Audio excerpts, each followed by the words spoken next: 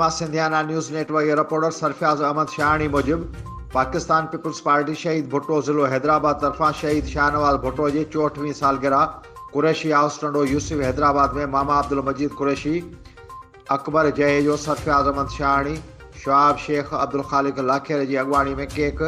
कटे वही अक़ीदत एतराब से सालगिरह मल्हाई वई। उन मौके ते अगवाणनि ख़िताब कंदे चयो त शहीद ज़ुल्फ़कार अली भुट्टो जी गिरफ़्तारी खां पोइ संदसि जी आज़ादीअ लाइ शहीद मीर मुर्तज़ा भुट्टो ऐं शहीद शाहनवाज़ भुट्टो आलमी अगवाणनि सां मुलाक़ातुनि लाइ जलावतनी अख़्तियार कई।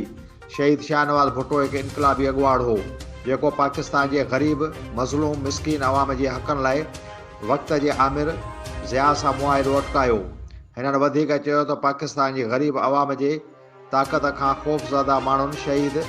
शाहनवाज़ भुट्टो खे हिकु साज़िश तहत ज़हर ॾेई खेसि शहीद कयो।